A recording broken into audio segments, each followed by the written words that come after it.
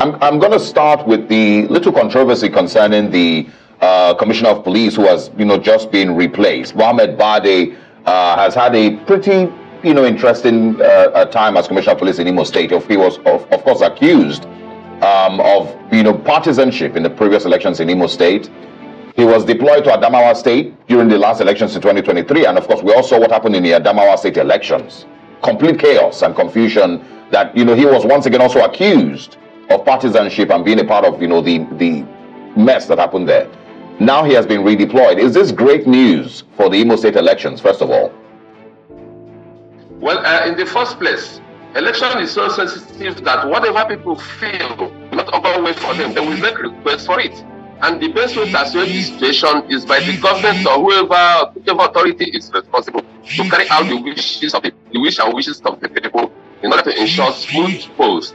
But then I'm not here to talk about the personal or professional competencies or inadequacies of the removed police commissioner. Whatever past he had, it may not be the main thing now. But the truth is that whenever there are elections, there's a dire need to have some of these changes so that you inject new blood and ensure that things are done right and they build the confidence of the people. The current situation in Imo State, elections are just tomorrow, and of course, Inspector General of Police has redeployed the Commissioner of Police, and I did say earlier that Mohammed Bade has had a pretty, not very, very, clean record with regards to elections. In the elections in the past, he, of course, was accused of partisanship in Imo State. He eventually, of course, once again was transferred to Adamawa State to cover the elections there during the 2023 governorship elections. And we saw the mess that happened in Adamawa State. He, of course, I think he was one of those that was once again pointed out as being very, very partisan in the Adamawa State elections. He then has gone back to Rivers State and once again has been accused of playing a partisan role along with other parties in the state or other players in the state, which of course is not a good look for the idea of free and fair elections in Imo State. But it's not just him. There's also the head of a team called Tiger Base. I think they are a security unit, that covers government house in Imo State. They've also been accused of partisanship and some level of brutality. The INEC Resident Electoral Commissioner in Imo State, I think her name is Professor Sylvia Agu, has also been accused of partisanship. And so it almost sounds like Imo State will have, it's a place to watch out for this weekend.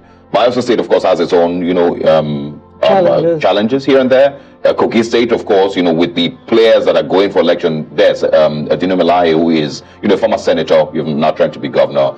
Timmy Silva, of course, in Bayelsa State. So these are, very, very big names in Nigerian politics that will be contesting. But Imo State seems to be the one that has had, a lot of, controversy in the build-up to the elections. Bear in mind that in Kogi State, I believe the SDP candidate was attacked.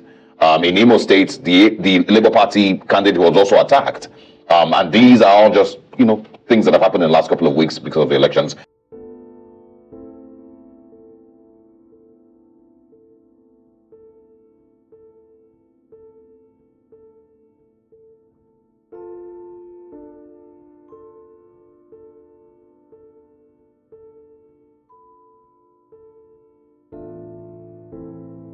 Dr. Yeneke, can you hear us now?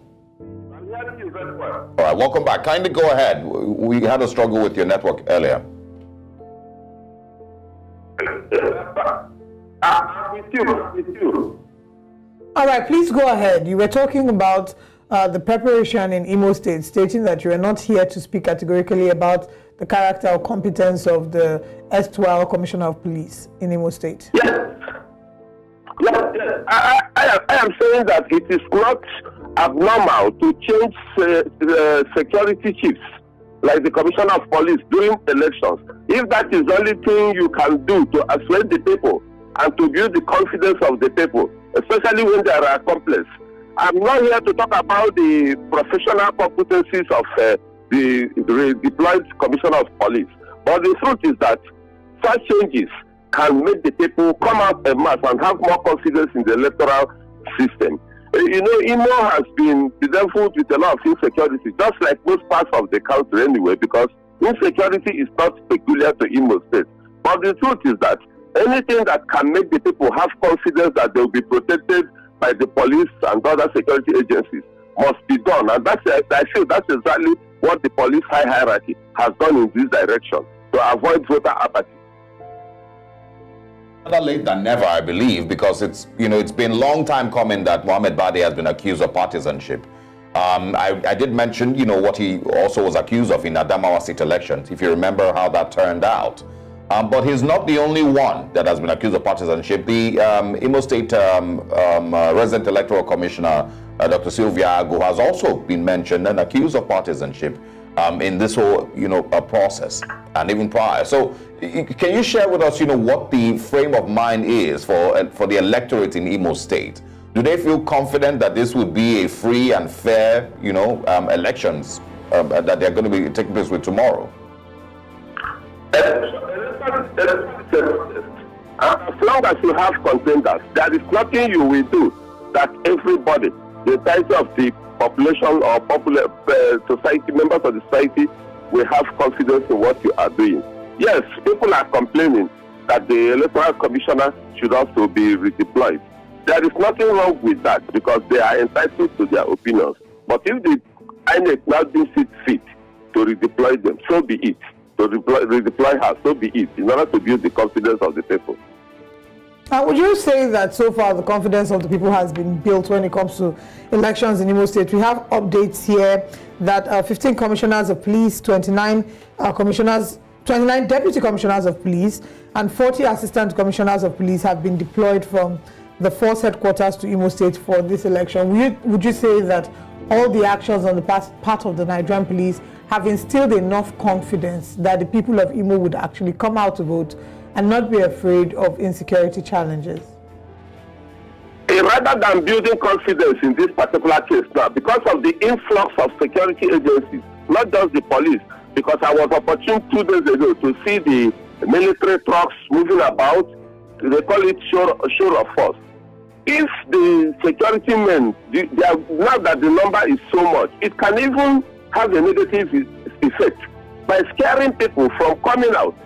So you have to go and tell the people, convince the people that these security men are here to protect them and not here to probably embarrass them or harass them and so on and so forth. Because the policemen, the security agencies are already in a place coming to police people who are already aggrieved.